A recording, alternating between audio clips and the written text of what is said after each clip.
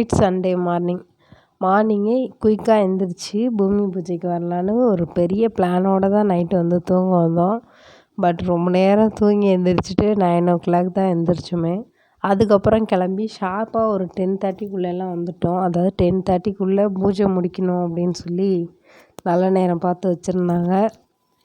இன்றைக்கி வந்து அம்மா வீட்டில் பூமி பூஜை போடுறாங்க வீடு கட்டுறதுக்காக. அதாவது சின்ன வீடு தான், ரொம்ப பெரிய வீடு இல்லை, சின்னதோ பெருசோ அது நம்ம மனசு சம்மந்தப்பட்ட விஷயந்தான்.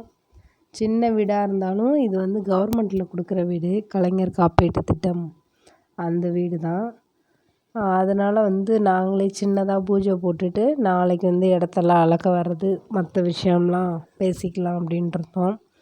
காலையில் எந்திரிச்சிட்டு இதுதான் எங்களோட பழைய வீடுன்றதை விட எங்கள் சிஸ்டர்ஸ் நாங்கள் 3 பேர்த்துக்குமே இது சந்தோஷம் நிறைஞ்ச ஒரு இடம்னு சொல்லலாம். அமைதி, சந்தோஷம், நிம்மதி, எப்போ போனாலும் ஒரு பீஸ்ஃபுல்லான ஒரு பிளேஸ்னால் அது என் அம்மா வீடு தான். அதை எப்போவுமே எங்களால் மறக்கவே முடியாது.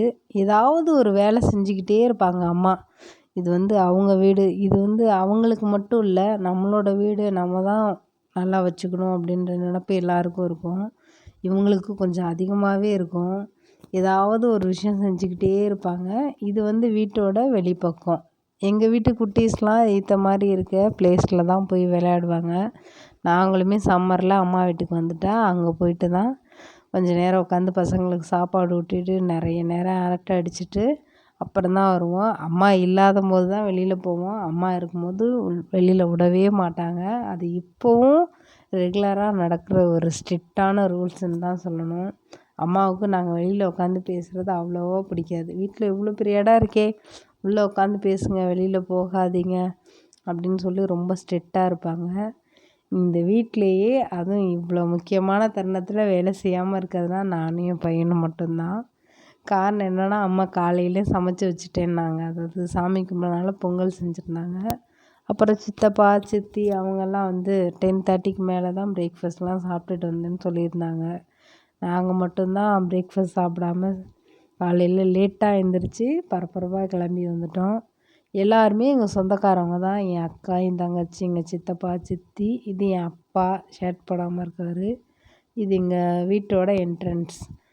பூஜை போடுறவங்களும் எங்களோட சொந்தக்காரங்க தான். எங்கள் பக்கத்து வீடு தான். அவர் கொத்தனார்ன்றதுனால பூமி பூஜைக்கு அவர் தான் வந்து இன்றைக்கி எல்லா ஹெல்ப்பும் பண்ணி கொடுத்தாரு.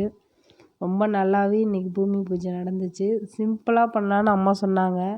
அம்மா எப்பெல்லாம் சிம்பிளாக பண்ணலாம் அப்படின்னு சொல்லி எல்லா விஷயத்தையும் சொல்கிறாங்களோ அது எங்களோட மூத்த கல்வின்ற விஷயம், மற்ற எந்த விஷயங்களாக இருந்தாலும் சிம்பிளாக பண்ணிக்கலாம் பாப்பா அப்படின்னு தான் சொல்லுவாங்க. ரொம்ப ஆடம்பரமாக பண்ண விரும்ப மாட்டாங்க. அவங்க சொல்கிறதுனாலையும் என்னமோ தெரியல, கச்ச கச்சன்னு வீட்டில் எப்போவுமே ஆள் வந்துடுவாங்க. காரணம் என்னன்னா, வீடு பக்கத்தில் வந்து கிராமம்தான். நாங்கள் இருக்கிறது வந்து திருச்சி சோமரசம்பேட்டை. அதனால் வந்து பக்கத்தில் சொந்தக்காரங்க இருக்காங்களே, எப்படி கூப்பிடாமல் இருக்குது. எதுனாலும் எங்களுக்கு முன்னாடி வந்து நிற்கிறது எங்கள் சித்தி தான். அதாவது நாங்கள் எங்கள் சிஸ்டர்ஸ் 3 பேர் வந்து எங்கள் அம்மாவுக்கு நிற்கிற மாதிரி எங்கள் சித்தி தான் எதுக்கு எடுத்தாலும் வந்து நிற்பாங்க. எங்களுக்கு அடிக்கடி நான் நிறைய வீடியோவில் சொல்லியிருப்பேன், எங்கள் சித்தி இருக்காங்க பக்கத்தில் எங்கள் சின்னம்மா வீட்டுக்கு போயிட்டு அதுக்கப்புறம் தான் ஊருக்கு வருவேன் அப்படின்னு. நிறைய லாங் வீடியோ பார்க்குறவங்களுக்கு என்னோடய டீட்டெயில்ஸ் கண்டிப்பாக தெரிஞ்சிருக்கும்.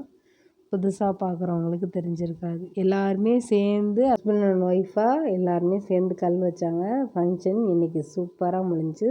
பாய்.